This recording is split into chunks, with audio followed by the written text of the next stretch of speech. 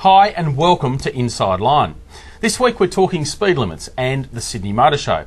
But first it's Ford's new V8 and the iconic Mount Panorama track at Bathurst.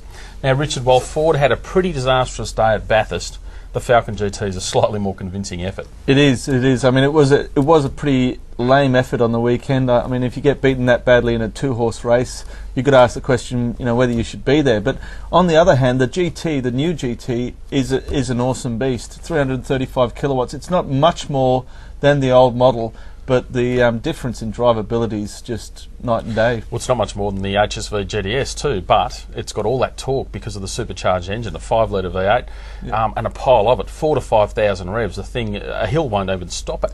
No, it does take off. It's an interesting thing in the wet as well. Yeah. But the one thing that I was disappointed with a little bit was the noise. I didn't think it had that real guttural, roar that the V8 does. Would. Yeah. It's interesting though because James Courtney obviously took it around the track for an exclusive story we did. He hit 240 down the straight at Bathurst, and I think he was actually pretty impressed with how the car went over. Yeah, he did seem to enjoy himself. I think he enjoyed himself more than the organisers expected him to in a road car around Bathurst. But it was a great thing to watch, and did a good job. The one thing you mentioned was the torque up the hill. You just said it stormed up there for a road car, and a road car with 4 people on it. Plenty of torque, Jesus. Yeah, no, I mean that's always been the appeal of those big Aussie V8s, and this one has it in spades. Yeah, good to see Ford finally back on the V8 grid. Definitely. At least if it's not the real racing grid. I guess they've got to figure that one out. Now, still on speed, Australia this week hosted a German expert on road safety, Dr. Ulrich Mellinghoff. He's the head of safety at Mercedes-Benz, one of the world's leaders in vehicle safety, and he's come out and said that we'd actually be safer driving at about 130 or 140 kilometres an hour on freeways, mainly to reduce fatigue. Now, Richard, this goes against the grain of what all the states have been saying about road safety, which is slow down. Yeah, well, which says quite a bit about the road safety authorities in Australia. I mean, they've got this single-minded attitude to road safety, and then you get this expert come out and he's got that's not, I mean, the 130, 140 idea isn't the only one he's got. He says we should slow trucks down, we shouldn't allow trucks to be in the right-hand lane, we should separate cyclists and pedestrians and the road.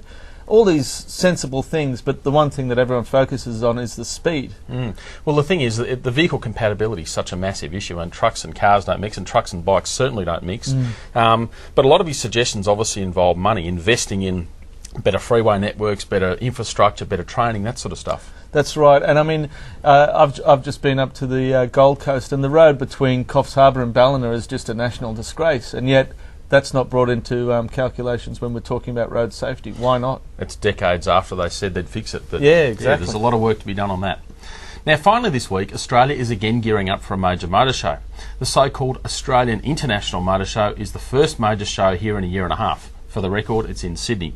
But it won't be a typical show, Richard. It's slightly different to the Paris Motor Show we had. That's right. In Paris, we had Lamborghinis, we had the new Jaguar concept car.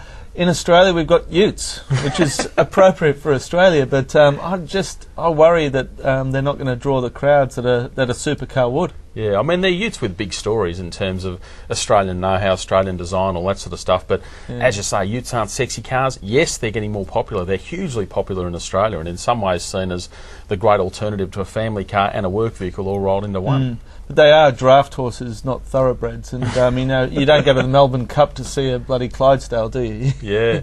Well, now the show opens this Friday.